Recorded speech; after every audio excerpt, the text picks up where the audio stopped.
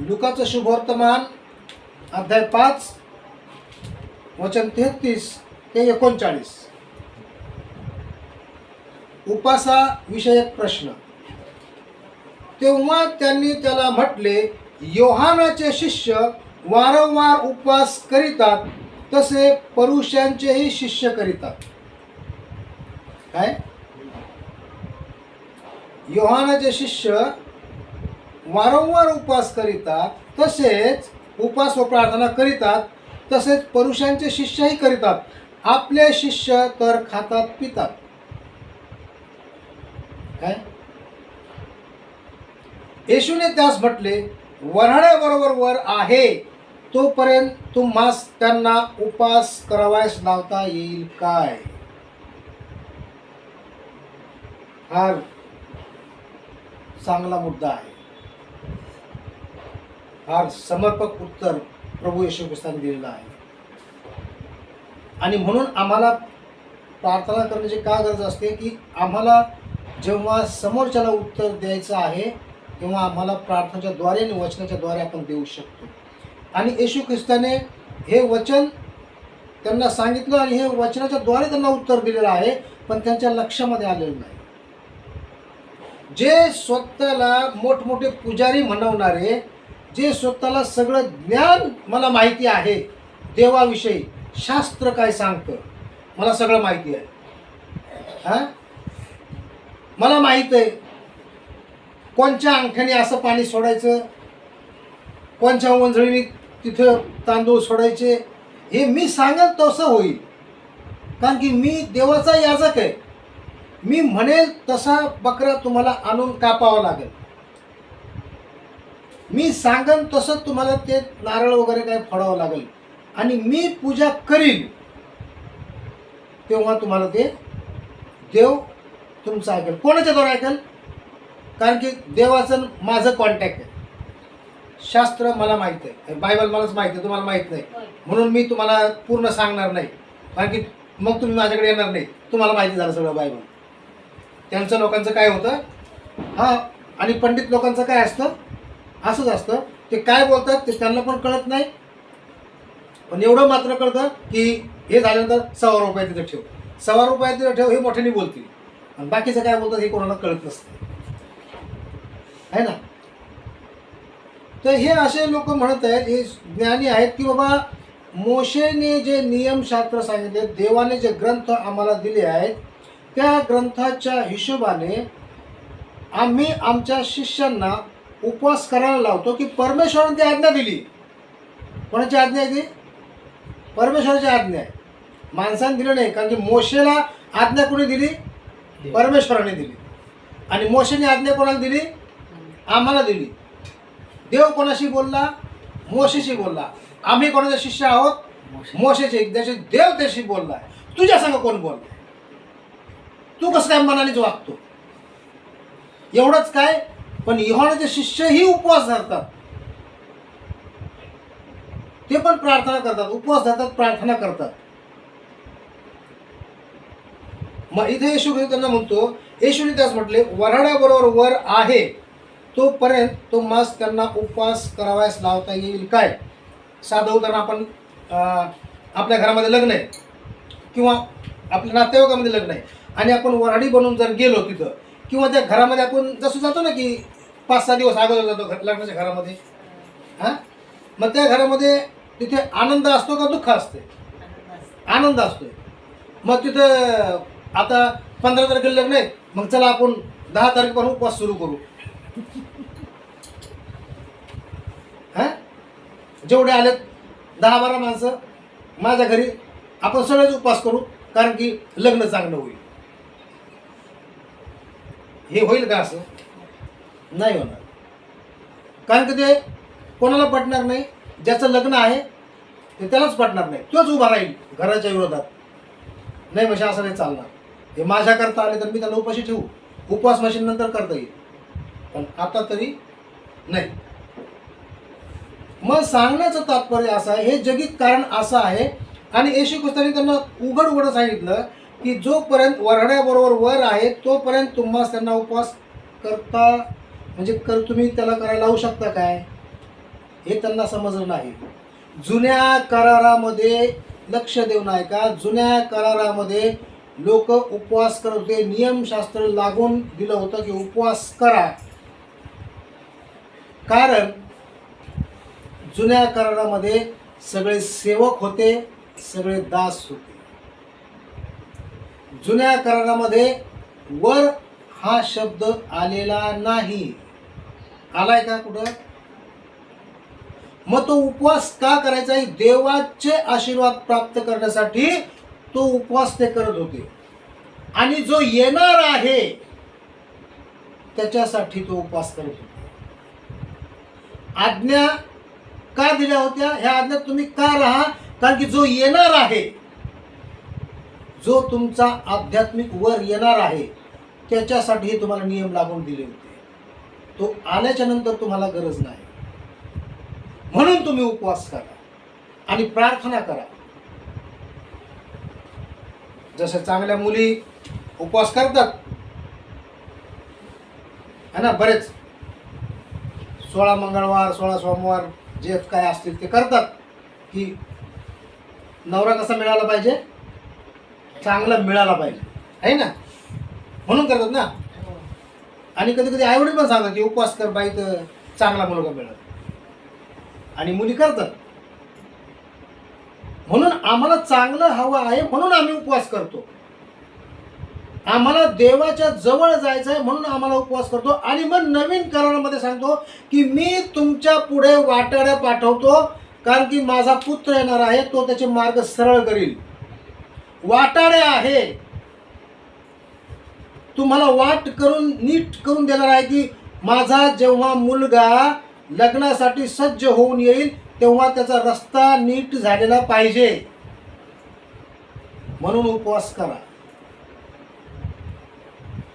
तो तुमच्या जवळ येईल. कारण की तुम्ही सेवक आहात, तुम्ही दास आहात, पण वर यायचा अजून बाकी आहे. येशू ख्रिस्त म्हणतो मी वर आहे. कोण आहे? मी आहे. खुल्ला खुल्ला बोलला ना. हे मोशे वर नाही, मंडळीचा योहान नाही, अब्राम नाही, मी नवरदेव कोण आहे? मी आहे. मग मी नवरदेव असताना माझी वधू उपाशी कशी काय राहणार आहे? कुठल्याच बाबतीत, वचनाच्या बाबतीत. कारण की मी जीवनाची भाकर आहे तर माझ्या पत्नीला मी जीवनाची भाकर देतो. मी जीवनाचं पाणी तर मी जीवनाचं पाणी तिला देणार, कारण की मी तिचा नवरदेव आहे, मी आध्यात्मिक तिचा वर आहे. योहान नव्हे, तो तर माझ्या पुढे रस्ता तयार करण्यासाठी आला. का योहानाने पण म्हणलं नाही की मी नवरदेव म्हणून. तो म्हणतो की मी वराचा कोण आहे? सोबती. आणि जो वराची वाणी ऐकून आनंदित होत नाही तो मनुष्य कसा काय? तो वर कोण आहे? वर आहे. कोण म्हणतो? योहान म्हणतो. तुम्हाला त्याच्यासाठी उपवास करायचा, त्याला त्याची तुम्हाला प्राप्ती व्हावी म्हणून उपवास करा. वराची प्राप्ती तुम्हाला झाली पाहिजे म्हणून तुम्ही उपवास करा. म्हणून तुम्ही प्रार्थनेमध्ये तुम्ही तत्पर असा की जेव्हा तो येईल, तो चांगला वर आहे तुमचा, मग तो तुम्हाला प्राप्त होईल. आणि येशू ख्रिस्त म्हणतात मी तर आलो, मग आता तुम्हाला उपाशीची काय गरज आहे? मग माझ्या नवरीला उपाशीची काय गरज आहे? आता कोण तिला म्हणू शकतो की उपवास कर? कोणी म्हणू शकत नाही, कारण मी वर आहे.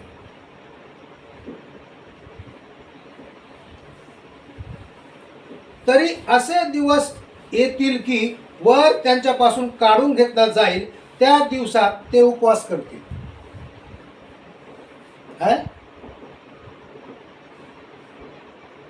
असे दिवस येतील की वर त्यांच्यापासून काढून घेतला जाईल. आणि आपण स्तोत्रसंहिता आताच वाचली की तू परमेश्वर माझा मेंढपाळ आहे, मला काही उणे पडणार नाही. तो मला हिरव्यागार कुरणात बसवितो, तो मला संत पाण्यावर नेतो. माझा नवरदेव मला काही उणं पडू देणार नाही. मी अभिवचन जुन्या करारामध्येच देऊन ठेवलं. जो माझी वाणी ऐकतो त्याला काही कमी पडणार नाही. भरपूर मी त्याला चारेन, भरपूर मी त्याला पाहिजे. कुठल्याच बाबतीत शत्रूच्या देखत मी त्याच्या पुढे ताट वाढेन. शत्रूच्या देखत तू म्हणजे मी तुला चांगला मार्ग दाखवेन, तुला शत्रू लज्जित आणि फजित होईल. त्याला काय उत्तर द्यावं हे समजणार नाही. मग इथेही तेच आहे. काय म्हणत आहे, तरी असे दिवस येतील की वर त्यांच्यापासून काढून घेतला जाईल. त्या दिवसात ते उपवास करतील. आणखी त्याने त्यास दाखलाही सांगितला, कोणी नवे वस्त्र फाडून त्याचे जुन्या वस्त्राला ठिगळ लावित नाही. तसे केले तर त्याने नवे फाडले व नव्याचे ठिगळ जुन्याशी जमले नाही असे होईल. तरी असे दिवस येतील की वर त्यांच्यापासून काढून घेतला जाईल. त्या दिवसात ते उपवास करतील. आमचा आध्यात्मिक वर आला, शरीर रूपाने आला आणि तो आमच्यापासून काढून घेतला गेला. मग आज आम्ही काय करत आहोत? उपवास करत आहोत. कशा करता? की माझा नवरदेव परत मला मिळावा, माझा वर मला परत प्राप्त व्हावा. हा उपवास आता आम्ही त्यासाठी करतो. कारण की असे दिवस येतील की वर त्यांच्यापासून काढून घेतलं जाईल. त्यासाठी ते उपवास करतील. का करतील? की मी लवकर यावं परत. मी आता आलो पण तुम्ही समजला नाही, पण मी जेव्हा काढून घेतला जाईल तेव्हा त्यांना कळेल की उपवास आम्ही कशासाठी केला पाहिजे. तेव्हा ते उपवास करतील, तेव्हा ते प्रार्थना करतील, तेव्हा ते धावून मला पुकारतील की तू लवकर ये म्हणून. तेव्हा ते उपवास करतील. आणि आज आम्ही उपवास करत आहोत. येशू ख्रिस्त 3.5 वर्ष झाले, तर 3.5 वर्षाच्या कार्यामध्ये त्याच्या शिष्यांनी कधीही उपवास केला नाही. येशू ख्रिस्ताने केला, पण त्याच्या शिष्याने कधी उपवास केला नाही. कधी केला? जेव्हा येशू ख्रिस्त वधस्तंभावरती गेले आणि मग त्यांना येऊन दर्शन दिलं आणि त्याच्यानंतर ते पुन्हा स्वर्गात घेतले गेले. मग आता ही आशा आहे, तो स्वर्गात गेला आहे तर तो परत आला पाहिजे. तेव्हापासून शिष्यांनी काय केली? उपवासाला सुरुवात केली.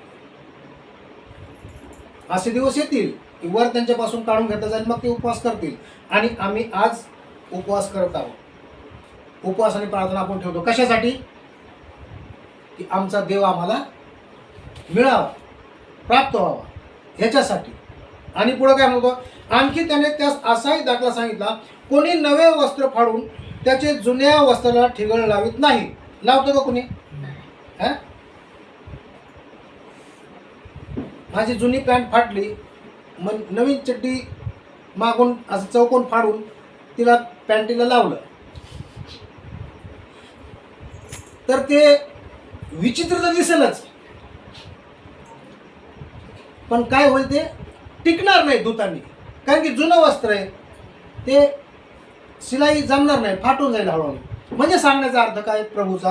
की जे सांगण्यात आलंय तुम्हाला ते आणि मी जे आहे मी सांगतो, ते दोघांचा मेळ बसणार नाही. कारण की जुनं तुम्हाला फाउंडेशन दिलंय परमेश्वरने. काय दिलंय? फाउंडेशन दिलंय. ते उकरून तुम्हाला नवीन त्याच्यात घालायला सांगितलं नाही, ते जमणार नाही. तर त्याच्यावरती बांधकाम करायचं. जुने नियम म्हणजे तुमचे यज्ञ, तुमचे होमार्पण, तुमचे जे आहेत देणग्या, हे तुम्हाला आता मी करायला सांगत नाही. कारण की बलिदान कोण करणार आहे? मी करणार आहे. आणि तुमचं म्हणणं काय आहे? की जे जुनं आहे तसंच होऊ द्या आणि नवीन याच्यामध्ये घुसणं. तर नाही होणार ना. आजची पिढी आणि आपली जुनी पिढी याच्यामध्ये मेळ बसतो का विचारामध्ये? नाही बसत. कार्य एकच असतं, काम एकच करायचं असतंय. की आता पहिले जे स्त्रिया आहेत त्या सगळं म्हणजे सकाळी व्यवस्थित आंघोळ करून हे करून मग त्या दळायच्या जात्यावरती आणि मग ते भाकरी बनवायच्या, मग भाकरी घालायच्या. त्या स्त्रीला सगळ्यात जास्त काम असायचं. आणि त्यांचं म्हणणं होतं की म्हणजे झाडू व्यवस्थित मारला पाहिजे, सकाळ सकाळ घरात झाडू मारला पाहिजे, भांडे स्वच्छ झाले पाहिजेत, स्त्रीने आंघोळ केली पाहिजे. मग आताची स्त्री तशी नाही. आताची स्त्री काय आहे, मॉडर्न आहे. मॉडर्न आहे, बरोबर ना. म्हणजे त्यांना वाटतं की म्हणजे करायचंच आहे तर ते कधी पण करू, काय जरुरी आहे की ते आताच करायचं.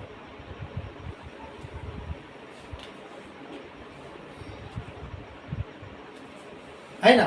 भांडेच घासायचे, मग सकाळी 6च्या ऐवजी घरी मी आहे बसलेलीच आहे तर 10 वाजता घासील, आरामात घासील. काय होणार आहे त्यांनी, काय फरक पडणार आहे का. मग हे जे शास्त्रीय आणि पुरुषांचे जे कडक नियम आहेत की तुम्हाला आमच्याकडूनच देवाकडे जाता येईल. काय काय होईल, आमच्याकडूनच जाता येईल. तुम्ही आंघोळ करून या, तुम्ही वस्त्र नवे धारण करून या, आणि मग तिकडचं जे तुम्ही अर्पण आणाल ते आमच्याकडे द्या. पण ते तुमचं अर्पण डायरेक्ट जाणार नाही चर्चमध्ये, तर आमच्याकडून अजून किंमत देऊन तुम्हाला दुसरं घ्यावं लागेल. म्हणजे तुम्ही जर 15 रुपये दिले तर आम्ही त्याचे 10 रुपये देऊ, म्हणजे शुद्ध देऊ पैसे. आमच्याकडचा पैसा कसा आहे, शुद्ध आहे. तुमच्याकडे कसा आहे, अपवित्र आहे. हे जुने नियम आहे, हे जीर्ण होणारे नियम सगळे. याचा आणि परमेश्वराचा काही संबंध नाही. म्हणून परमेश्वर म्हणतो की मला यज्ञ नको, दया पाहिजे. काय पाहिजे, मला दया पाहिजे. आणि ती दयाच तुम्हाला करता येत नाही. दया काय आहे, मी आहे, मी वर आहे, मी आध्यात्मिक वर आहे, मंडळीचा वर मी आहे, ही माझी वधू आहे. तर ह्या वधूला, माझ्या वधूला मी हे मानाठाई कष्ट मी करायला लावत नाही. तिने फक्त एकच काम माझं ऐकायचं आहे, माझ्यावरती विश्वास ठेवायचा आहे. मी श्रेष्ठ वर आहे, तर माझ्या वधूने विश्वास ठेवायचा आहे की माझ्या नवऱ्याने सगळं काम काय केलंय, पूर्ण केलंय. तेव्हा ह्या गोष्टी मला करण्याची गरज नाही. तुला काय सकाळीच उठून कपडे धुवायला लागतात, वॉशिंग मशीन आणून दिली, म्हणजे सुविधा करून दिली आहे ना. पाट्यावर मसाला वाटत होता, मिक्सर आणून दिला. आता बहुतेक घरामध्ये घरघंटी आहे, बाया दळायला पण जात नाहीत, घरीच घरघंटीमध्ये दळतात. शेतात खुरपायला त्रास होत होता तर तिथं कोळपणी, ट्रॅक्टरनी आता खुरपलं जातं. मग याचा अर्थ काय, त्या स्त्रीला, त्या वधूला परमेश्वराने आळशी नाही बनवले. तर हे काबड कष्ट, व्यर्थ कष्ट करण्याची गरज तुला नाही. माझ्याकडे सुविधा आहे. सुविधा, कारण की मी तुझ्यासाठी बलिदान होतो, कारण की तू माझ्या हाडातला हाड आणि मांसातला मांस आहे ना. म्हणून जेव्हा प्रभू येशू ख्रिस्त क्रूसावरती गेले तर भाला त्यांच्या कुठे खुपसला गेला, कुशीमध्ये. कारण की वधू कुठून निघाली आहे, कुशीतून निघाली, फासळीतून निघाली आहे ना, तिथून निघाली ना. तर त्यांनी दाखवून दिलं की मी तुझ्यासाठी बलिदान होतो, तू माझ्या इथं आहे, प्रिय आहेस, तू माझ्या हृदयाजवळ आहेस. म्हणून हे जे आहे हे तुला करण्याची गरज नाही. म्हणून आम्हाला जे, याचा अर्थ हा होत नाही की जुना नियमशास्त्र मोडीत काढतो, असं होत नाही. कारण ते नियम चांगले आहेत, पण ते कष्ट आमच्याकडून होणार नाहीत, हे देव जाणून आहे. काय अब्रामासारखे कष्ट आमच्याकडून होतील का, नाही होणार ना. आता आम्हाला कोणी सांगितलं की काय हे तुझं घर आहे आणि चल मला समर्पण कर, आवाज मी ऐकला आणि मी याला लाखो रुपये खर्च करून बांधले, आणि रात्री समजा म्हटलं चल हे खाली कर, हे उद्यापासून माझं घर आहे. नाही नाही, चुकीचं असेल काही, असं थोडी होतं. तेव्हा असं थोडी म्हणणार घर खाली कर म्हणून, असं नाही होणार. चल तुझा पगार झाला, हां सगळं देऊन टाक, हे असं नाही होत. कारण की परमेश्वर माणसाची प्रवृत्ती काय होतो जाणतो. परमेश्वराला प्रवृत्ती माहिती आहे. परमेश्वराने वेगवेगळ्या उपाय योजना केल्या जुन्या करारामध्ये, पण पारखणारे लोकच त्यांनी पारखले आणि त्याला माहिती पडलं की पुढं चालून असं होणार नाही. त्यांना सोप्या शब्दात सांगावं लागेल, हे नियम यांच्यानी पाळले जाणार नाही. हे नियम मशीन, हे ओढा ताणीचे नियम आहेत. म्हणून लोक काही दिवस चालत होते, त्याच्यामध्ये आणि वर्षानुवर्ष मागे राहायचे मध्ये गुलाम बनायचे, परत दुसऱ्या राजा त्यांच्यावर राज्य करायचा, परत ओरडायचे, परत परमेश्वराला भजनी लागायचे, चांगलं झालं का परत मागं व्हायचे. कारण की परमेश्वराने असं करून ठेवलं होतं की दिवस उगवल्यापासून तर रात्रीपर्यंत त्यांना प्रार्थनेशिवाय फुरसतच नाही. यज्ञ कर, सकाळचा यज्ञ कर, दुपारचा यज्ञ कर, संध्याकाळचा यज्ञ कर, मग काम कधी कर. मग याचा अर्थ सगळ्या घरात आणून तिथं बसायचं नाही, तर ज्याचं काम आहे त्यांनी ते यज्ञ करायचं आहे, बाकीच्यांनी काय करायचं आहे, काम करायचं आहे. पण त्यांना वाटलं की नाही हे तर म्हणजे सगळं एकरीच थोडी जमणार, मग आम्हाला सगळ्यांच बसावं लागेल, मग काम कधी करणार आम्ही. म्हणून परमेश्वराने आता यज्ञ नको, ह्या आज्ञा नको, तुम्हाला झेपणार नाही, साधं करतो. पण हे शास्त्री पुरुषांना हे बरोबर वाटलं, पुजाऱ्यांना काय वाटलं, हे बरोबर आहे, कारण याच्याद्वारे आम्ही राज्य करू शकतो. आज जे सरकार राज्य करत आहे, लाडकी बहीण योजना करत आहे, जे 1,500 रुपये देत आहे, याच्याद्वारे ते आमच्यावरती राज्य करत आहे. कारण की सगळ्यांचं डोकं कसं करून टाकलंय, 1,500 रुपये. आणि मागं काय चाललंय त्याचं कोणाचं लक्ष नाही. म्हणून यांचं असं होतं की आम्ही तुमच्यासाठी प्रार्थना करू, हे नियम तुम्ही पाळू नका, आम्ही पाळू. तुम्ही काय करा, फक्त काबाड कष्ट करा आणि आम्हाला आणून द्या. तर परमेश्वराने हे पाहिलं की याजकांची वृत्ती बरोबर नाही, हे माझ्या प्रजेला लुटत आहेत. म्हणून असं नाही, हे सगळं मी खारीज करतो, जुनं करतो, हे नाही, मी हलकं करणार. माझ्या मुलाकडे मी जे जीव देईन ते हलके राहतील. म्हणून फक्त काय कर, विश्वास कर की तो माझा वर आहे, तो माझा खरा नवरदेव. म्हणून जुन्याशी नवं जुळत नाही, आहे ना. आजकाल सगळं मोबाईल आहे, सगळं हे आहे, तरी मला स्मार्टफोन चालवता येत नाही. आणि मला आजही पत्र आवडतं, मला चिठ्ठी आजही मला तेच आवडतं. म्हणून माझ्याही विचाराने माझ्यामुळे चालतील काय, हे पप्पा म्हशाने पहिल्यापासून असंच आहे, ते सगळं जुनं असेल, आहे का नाही. तर मोबाईलला चांगला सुविधा दिली ना परमेश्वराने, की माणूस गावाला असला 500 किलोमीटर दूर आहे तरी पण झटक्यात लगेच बोलू शकतो. आता मी पत्र लिहून तर त्याला किती दिवसांनी पोहोचेल, निरोप पोहोचणार नाही लवकर.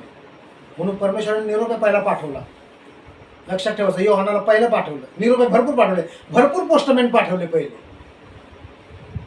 जा निरोप द्या. मग एक शेवटचा पाठवला योहान, आता वाटा नीट कर. हे नाही जमलं मग आता डायरेक्ट स्मार्टफोनच त्यांच्याकडे पाठवून देतो, येशू ख्रिस्त. बस फक्त उभा राहा, प्रार्थना करा, काही करू नका, नुसतं एक क्लिक करा, फोन लावा, मी ऐकायला तयार आहे. काय, प्रार्थना करा. चिठ्ठी लिहत बसू नका, याजकाच्या द्वारे, पुजाऱ्याच्या द्वारे, याच्याद्वारे त्याच्याद्वारे. प्रत्येकाला हक आहे माझ्या संगती बोलण्याचा, प्रत्येकाला अधिकार आहे माझ्यापर्यंत येण्याचा. म्हणून तुम्हाला जुनं करण्याचं काही गरज नाही. माझ्या बापाने केलं सगळं, त्याला ते योग्य वाटलं, पण तसं जमत नाही.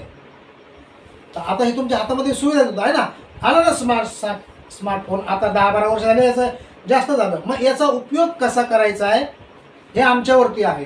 प्रार्थना आम्हाला कोणची करायची आहे परमेश्वराजवळ, हेही तितकंच महत्त्वाचं आहे. प्रार्थना करा म्हणजे करा, पण कशासाठी प्रार्थना करतोय.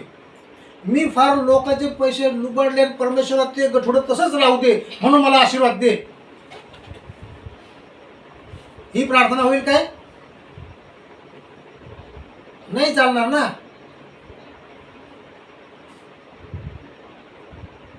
याचं तोंड मला सकाळ सकाळ दाखवू नको परमेश्वर, मी प्रार्थना करतो, हे ऐकेल काय.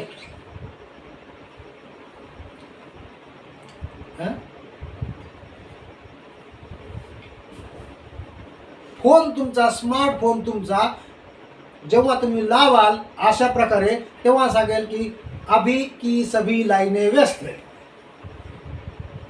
तुमचं जाणार नाही.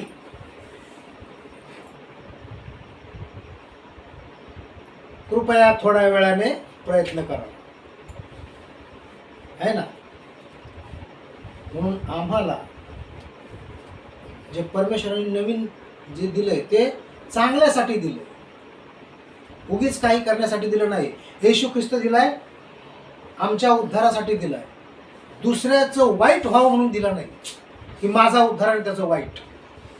कारण की जुने विचार हेच सांगतात, त्याचा बैल मारला तर तू त्याचा बैल मार, त्याला दगड गोटे घाल. परमेश्वर म्हणून तसं नाही होणार. पहिलं होतं की तू पाप केलं, तुझ्या घरादाराला मी शिक्षा करेन, 7 पिढ्यापर्यंत मी तुला शिक्षा करेन. पण आता येशू ख्रिस्त म्हणतो, जो आंबट द्राक्ष खाईल दात त्याचेच आंबतील. काय? जो पाप करील त्यालाच शिक्षा मिळेल. एकटा प्रार्थना करशील, आशीर्वाद घराला मिळेल, पण स्वर्ग सगळ्यांना मिळेल याची शाश्वती होत नाही. कारण की पर्सनली सगळ्याला प्रार्थना करायची आहे. आता एक उदाहरण साधं सोपं सांगता. आपण जेव्हा दोघेच असतात, नवरा बायको जोडे असतात, त्यांचं अपत्य काही नसतं, तर पुरुष काम करतो आणि त्याची स्त्री सगळं सांभाळत असते. आणि मग जेव्हा अपत्य होतं, एक होतं, तेव्हा तो काम करतो, तेव्हा चालतं त्यांचं, पगार थोडी काटकसर. दुसरं झालं तर मग ही म्हणते असं नाही जमणार, आता मला पण काम करावं लागेल ना. हां.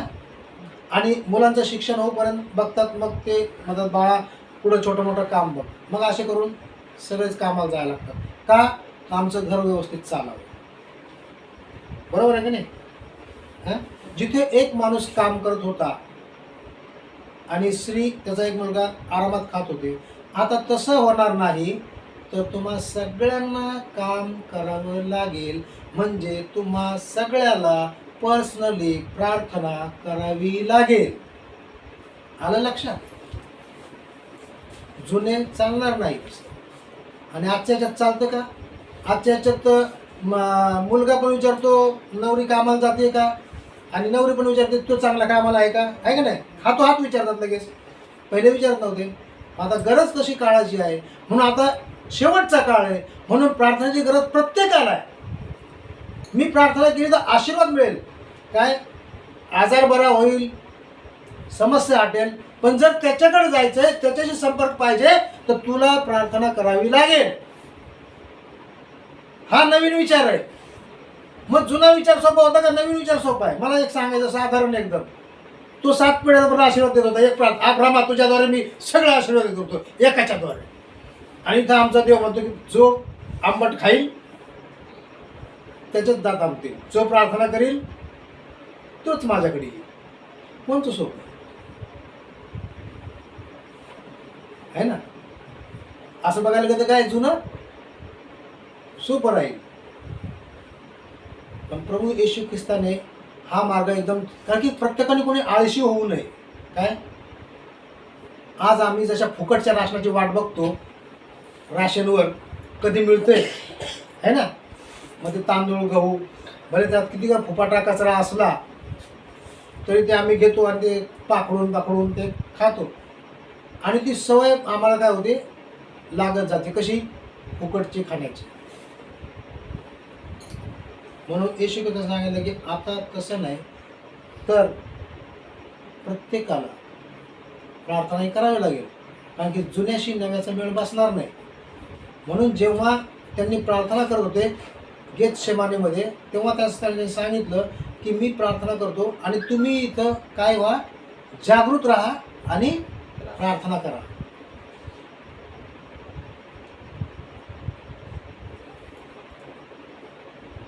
आणि शिष्य झोपत होते. तीच वृत्ती जगामध्ये आहे. एक जण प्रार्थना करतो तर मग त्याच्याकडूनच प्रार्थना करून घे, मला येतच नाही. येत नाही. साधी सोपी गोष्ट आहे की आम्हाला फक्त जसं आम्ही बाप मुलाशी संवाद साधतो तसं साधायचं आहे. हेच सांगितलं देवाने, मी तुमचा पिता आहे. मग मुलगा पित्याबरोबर काय बोलतो? जे तुझी समस्या आहे सांग. साधं सोपं आहे. आता मला समस्या सांगायचं म्हणजे काय तू मला हार तुरे काय घेऊन यायची गरज नाही तुला. येऊन डायरेक्ट फक्त माझ्याजवळ बोल, तुला काय बोलायचं आहे खऱ्या मनाने बोल, विश्वासाने बोल, मी ऐकतोय. जुनं ते काहीच तू करू नको. इथून मला देव पावायचा, मला इथून मला गावाला जत्राला जायचंय, मग तिकडे बकरा कापायचा आहे, मग तिकडून देव प्रसन्न होईल. तसं नाही सांगत आता ना. On the spot. काय, जिथे तू आहेस तिथं मी आहे. जिथे माझ्या नावाने दोघे किंवा तिघे आहे तिथे मी आहे. हे नवीन आहे आणि ते जुनं आहे.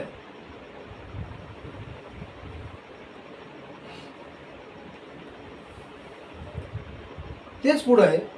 आणि नवा द्राक्षरस जुन्या बुंदल्यात कोणी घालीत नाही, तर घातला तर नवा द्राक्षरस बुंदले फाडून गळून जाईल व बुंदल्याचा नाश होईल. म्हणून नवा द्राक्षरस नव्या बुंदल्यात घालावा.